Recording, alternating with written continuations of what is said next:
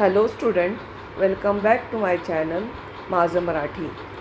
Students, आज हम लोग सीखने वाले हैं स्टैंडर्ड 7th का 10th लेसन पंडिता रमाबाई।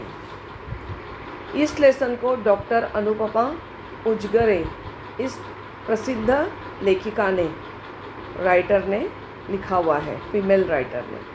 पंडित रमाबाई की पर्सनल ज़िंदगी बहुत संघर्ष में थी, फिर भी उन्होंने और स्त्रियों के बारे में और औरतों के ज़िंदगी के में नंदनवन खिलाया था और औरतों की ज़िंदगी को खुशगवार बनाया था।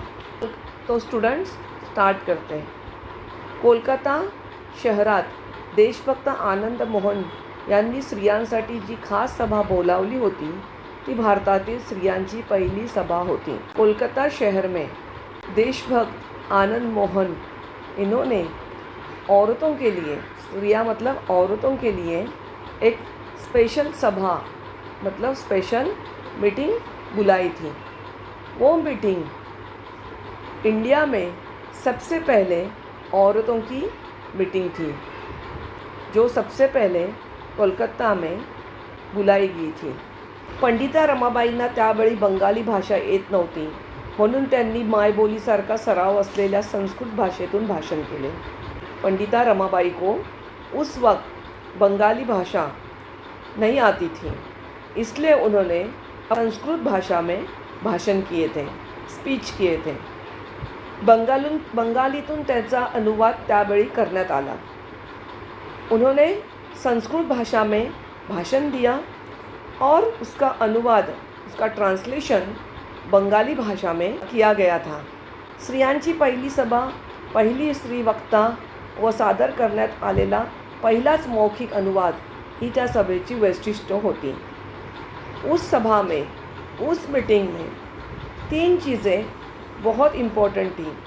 सबसे पहले कि वो जो मीटिंग थी लेडीज़ के लिए थी, औरतों के लिए थी, जो पहली लेडीज़ मीटिंग थी। उसमें पंडिता रमाबाई ये पहली औरत, ये पहली वुमन जिन्होंने स्पीच दिया था, और उन्होंने जो स्पीच दिया था वो संस्कृत में था, इसका ट्रांसलेशन किया गया, ये भी सबसे पहली बारी हुआ था। स्त्रीला शिक्षणापासून वंचित ठेवले जात असताना एक परप्रांतातील परभाषक स्त्री महाभारतकालीन संदर्भ देऊन स्त्रियांच्या सभेत प्रबोधन करते ही घटनाच फार आगळी वेगळी होती। उस ज़माने में औरतों को शिक्षण से, एजुकेशन से दूर रखा जाता था।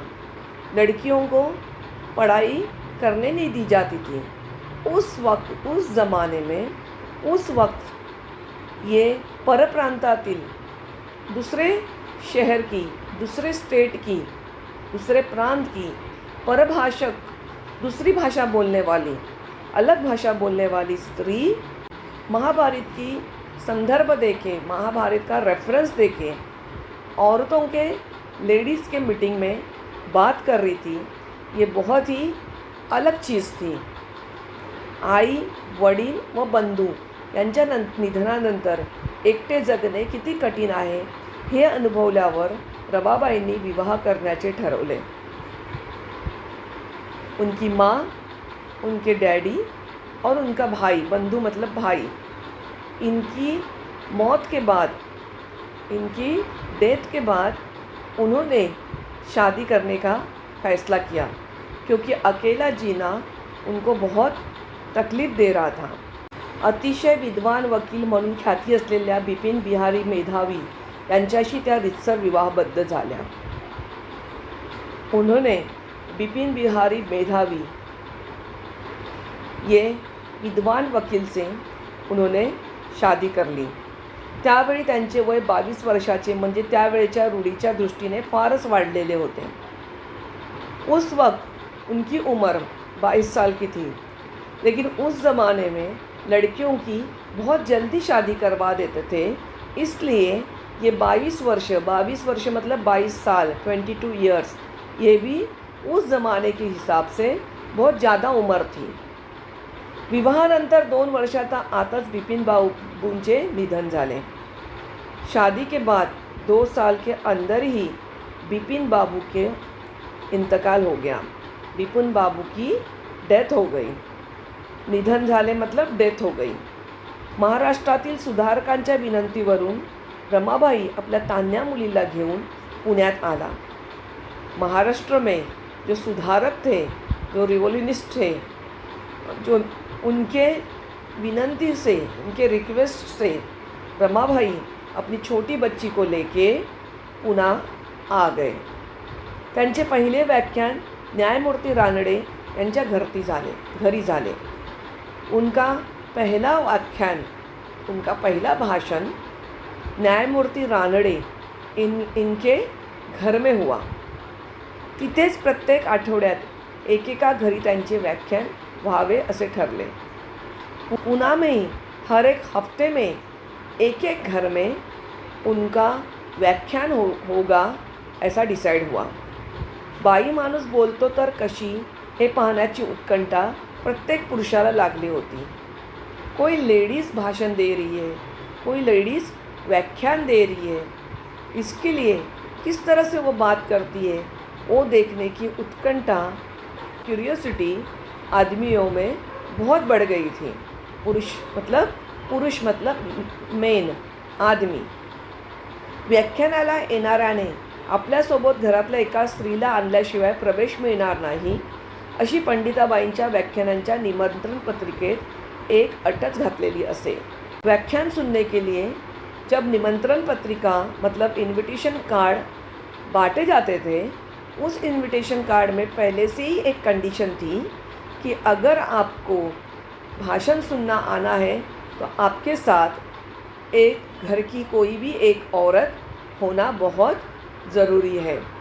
घर की एक औरत के साथ ही आप पंडिता रमाबाई का व्याख्यान सुनने आ सकते हैं.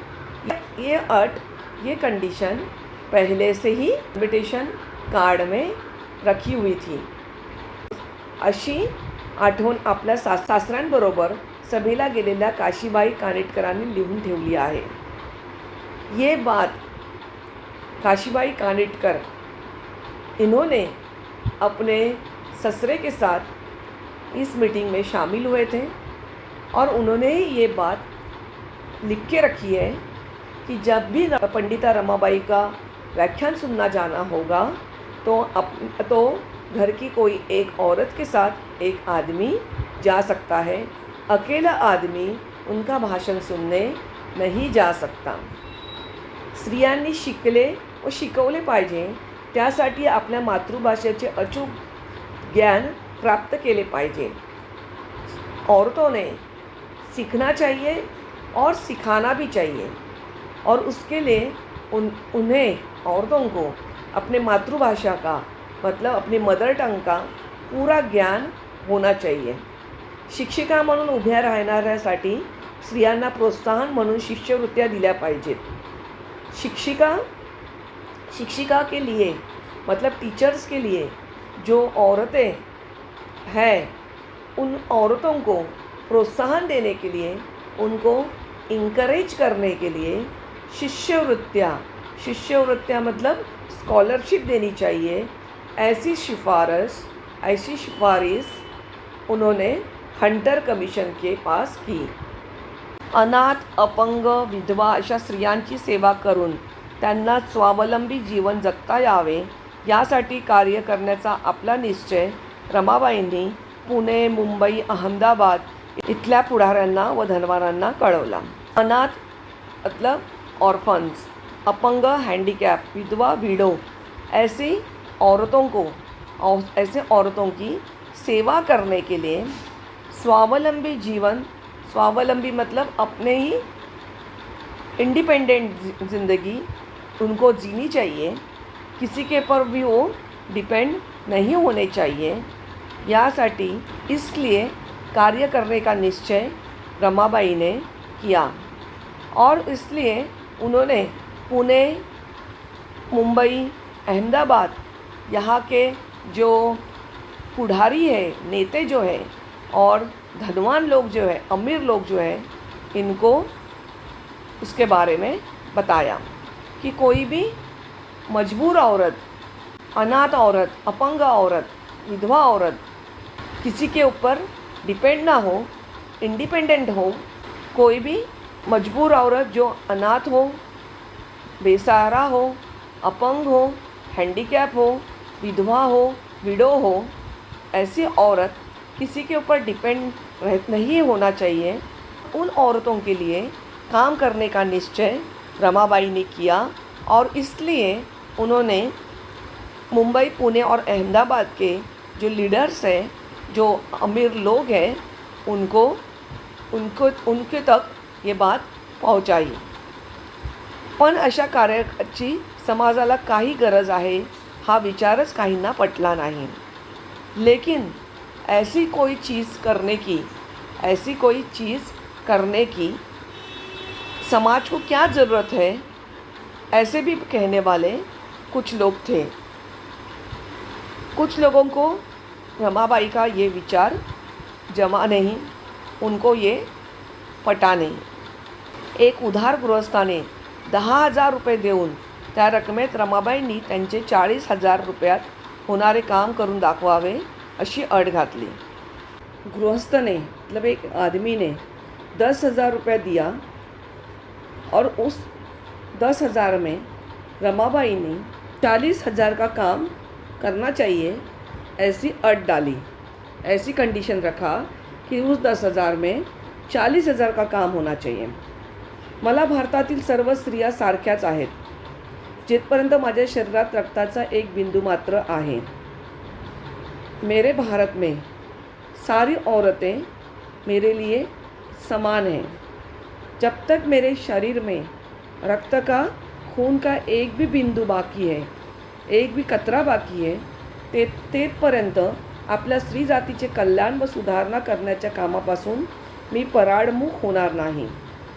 तब तक मैं स्त्री और जाति को, मतलब औरतों की कल्याण और सुधारणा करने के काम में पीछे हटूंगी नहीं।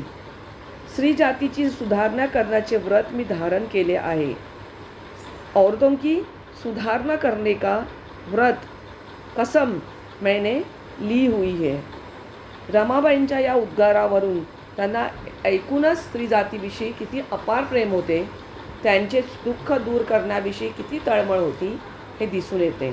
रमाबाई के इस बातों से उनको स्त्री जात के विषयी, औरतों के लिए कितना ज़्यादा प्यार था और उन औरतों का दुख दूर करने की कितनी ज़्यादा तळमळ थी, ये दिखाई देता है।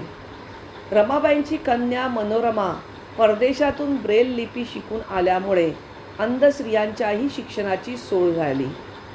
रमाबाई की बेटी मनोरमा परदेश जाके ब्रेल लिपी सीख के आई। ब्रेल लिपि जो ब्लाइंड लोग जो रहते हैं उनको दिखाई नहीं देता, तो ब्रेल लिपि यूज़ की जाती है। तो वो ब्रेल लिपि अंध स्त्रियों के लिए, अंध ब्लाइंड औरतों के शिक्षण के लिए, एजुकेशन के लिए ब्रेल लिपि की मदद हो गई।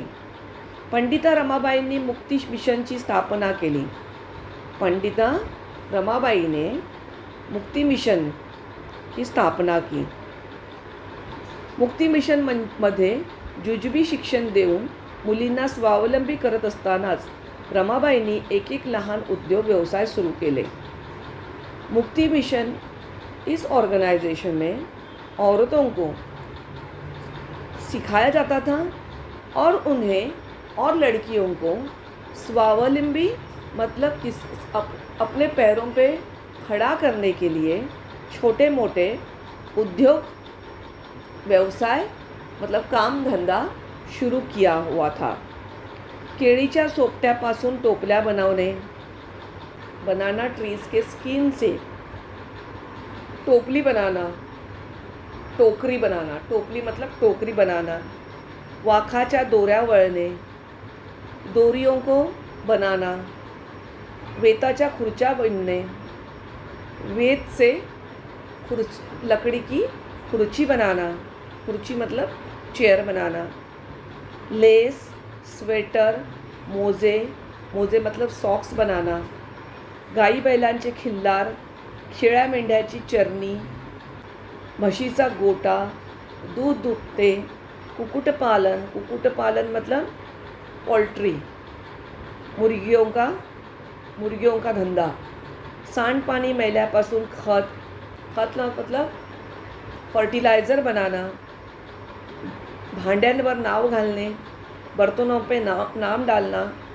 भांड्यांना कलही करणे, बर्तनों को कलही करना। पहले तांबा पितल के बर्तनों को कलही करनी पड़ती थी। हाथ मागावर कापड़ सतरंजा बिनने, हाथ माग पे कापड़ बनाना, सतरंजी बनाना, घाण्यावर तेल काढणे, घाणी के ऊपर तेल बनाना, छापखानातील टाइप जुड़वणे सोडणे, छापखाना मतलब प्रिंटिंग मशीन, उसके ऊपर जो लिखा जाता है उसको मिलाना, छुड़वाना, चित्र छापने, पिक्चर को छपाना, कागद मोड़ने, पुस्तक बांधने और पुस्तक बनाना, दवाखाना चालवणे मतलब क्लिनिक चलाना, हॉस्पिटल चलाना, धोबी काम मतलब लॉन्ड्री, असे कितीतरी प्रकारचे उद्योग स्त्रिया करत। बहुत सारे काम और उद्योग मतलब काम, छोटे छोटे बिझनेस औरतें करती थीं। ही त्या काळी फारच नवलाईची गोष्ट ठरली। उस ज़माने में औरतें पढ़ाई लिखाई करती नहीं थी, सीखने के लिए स्कूल नहीं जाती थी। उस ज़माने में औरतें ये सारी चीज़ें, ये सारे काम करती थी, अपने पैरों पे खड़ी थी, मतलब खुद अपना रोज़गार कमाती थी, अपनी ज़िंदगी अपने पैसों से गुजारती थी। तो ये बहुत बड़ी बात थी उस ज़माने में। 2,500 लोग बसू शकतील असे प्रार्थना मंदिर, चर्च बांधताना काटकसर म्हणून रमाबाईंनी त्याचा आराखडा स्वतःच तयार केला। 2,500 मतलब 2,500 इतने लोग बैठ सकते हैं ऐसे चर्च का उन्होंने खुद ही आराखडा बनाया। आराखडा मतलब उसका डायग्राम उन्होंने खुद ही बनाया, उनका प्लान उन्होंने खुद ही तयार किया आणि डोक्यावर विटांचे घमेले वाहून बांधकामालाही हातभार लावला। और सर पे वीट मतलब ब्रिक्स का जो घमेला रहता है, वो घमेला लेके वो काम भी करने के लिए आगे आ गई। कुठलेही काम करण्यात त्यांना कधीच कमीपणा मानला नाही। कोई भी काम करने के लिए उन्होंने कभी सोचा नहीं। श्रमप्रतिष्ठेचा धडा त्यांनी आपल्या कृतीतून आश्रमातील मुलींना नेहमीच दिला। श्रम प्रतिष्ठा, कोई भी काम छोटा नहीं होता, इसका लेसन उन्होंने अपने कृति से, अपने बिहेवियर से लड़कियों को दिया। आश्रम में जो लड़कियां रहती थी उनको उन्होंने ये लेसन दिया कि कोई भी काम छोटा नहीं होता और उसके लिए उन्होंने खुद हर एक काम किया। रमाबाईंचे आयुष्य म्हणजे संघर्षाची आणि संकटांची एक दीर्घ साखळी होती। उनकी ज़िंदगी संघर्षमय थी, संकटों से भरी हुई थी, पण त्या खचल्या नाहीत, लेकिन कभी वो डरी नहीं।